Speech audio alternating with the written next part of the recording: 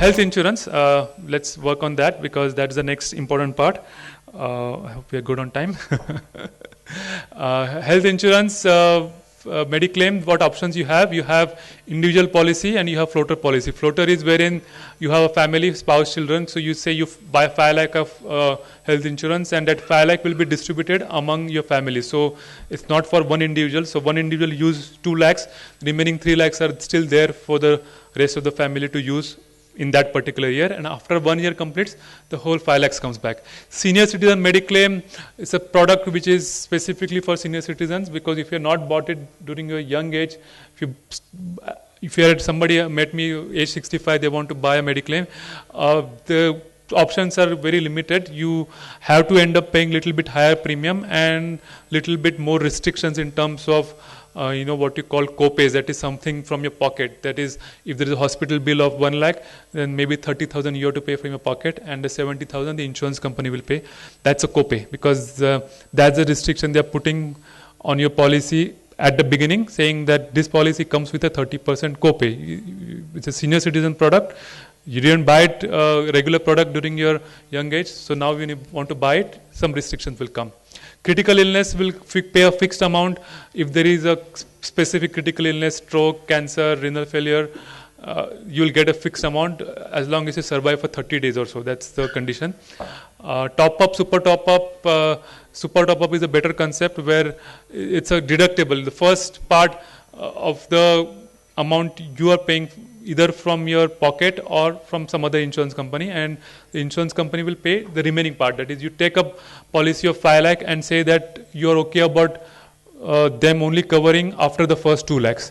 That is, first 2 lakhs either you will pay from your pocket or some other policy will cover, and they will cover the next 3 lakhs. So the premium is low. So if you already have a policy of 2 lakhs, then instead of buying a new policy of 3 lakhs, you take a super top-up of 3 lakhs, because then your premium is little lower, and you are covered by the first policy for 2 lakhs, and the second policy will cover you for 3 lakhs. Top-up, option is there by multiple insurers, but I don't recommend top-up, because top-up is per treatment or per hospitalization instead of across over the year. So super top-up will add all the expenses throughout the year, and once it reaches a fixed amount of say 2 lakhs, it will start covering. But top-up will cover only for particular hospitalization. So if you have multiple hospitalization, they will say you have to cross 2 lakhs for each hospitalization, then only they will start. Every insurance company has their specific underwriting policy. Some are little strict, some are little... Portability is come, and you can apply to the new insurance company. Portability doesn't guarantee you the premium. So what it guarantees you is the waiving of waiting period of pre-existing diseases. Premium can be whatever the new insurance company decides. So you might be paying 5,000 today. If you try to port to some other company, they might charge you 8,000. So either you accept that 8,000 or you stick to your 5,000 with your existing company.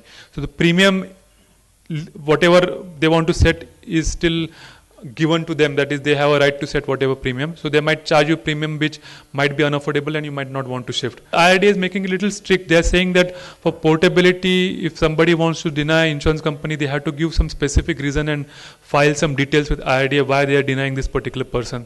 So it's not, they are not saying you can't deny, you can still deny insurance company, but they're making it little bit stricter for the insurance company to deny. So they have to give some reasoning, proper reasoning to even regulator why they are rejecting a particular case. But again, it's not like they can't deny. I mean, it's their right to underwrite. Once they have taken you, then they will offer you the same sum insured. If the policy says lifelong renewal, they will offer you the same sum insured for the rest of your life, unless there was some fraud or anything. So once you get in, then you don't have to worry about not having the renewal. I mean, they will be forced to do the renewal till the policy ends, which now the trend is lifelong. So some policies today are only offering till 70, 75, 80. But the way forward is the draft regulation wants it lifelong. So that's a good thing once it comes through. And many products have come with lifelong renewal. So you might want to consider only a product which is a lifelong renewal. The only thing is the sum insured is another part where I'm going to talk about, where if you have say 1 lakh, many senior citizens I meet, they have only 1 lakh, and the insurance company is not willing to give you another policy or increase your sum insured. They are saying that, why don't you make it 2 lakhs, 3 lakhs? Insurance company is not. And that's where again the right to underwrite. They are going to continue with whatever insurance you took they're forced to do that, but then to increase the sum insured, they may not. Especially if there is a illness, if somebody we know somebody had a cancer and she's now cancer free, but ICICI Lombard wouldn't increase the sum insured, and no questions asked. You will only get the same sum insured, but they won't raise the sum insured. So you might want to consider a bigger sum insured to begin with. I mean, going for 1 lakh, 2 lakh today is quite low. So 5 lakh, 10 lakh is a good option. I would say still 5 lakhs you should have, because medical inflation, somebody has a heart attack, 3 to 5 lakhs is the expense. So 5 lakh you would want to have, because 10 years from now that 5 lakh will also look less, and you may not even be able to get 5 lakhs, because the insurance company will say you stick with whatever you have, we are not going to underwrite you more for that. So let's just go a little fast. Fine prints, that's where I'm just talking about. The 5 lakhs to 15 lakhs is a good cover, and lifelong renewal is a good option, but you need to get the policy. They may not increase the sum insured at a later age for senior citizens, and if you have some illness. Copay we talked about. Room rent limit, where you might say 1% of your sum insured. So if your sum insured is 3 lakhs, the room shouldn't be costing more than 3,000 rupees per day of stay in hospital. So if the room is costing you 5,000, you might think you will just pay for the extra room rent. That doesn't happen. Many times the whole bill will get prorated, because say you are eligible only for a room of 3,000 and you stay in a room of 6,000, you might have to pay 50% of the bill. Because what happens in India is, it's not just the room rent, the whole expenses of hospital changes. The doctor who comes to visit you, he will suddenly have a different rate if he is visiting a general ward patient compared to a single room patient. The whole operation theatre procedure cost can double very quickly if there is a room change. So insurance company fairly enough doesn't want to pay from their pocket if you are going to a bigger room and spending a lot of money.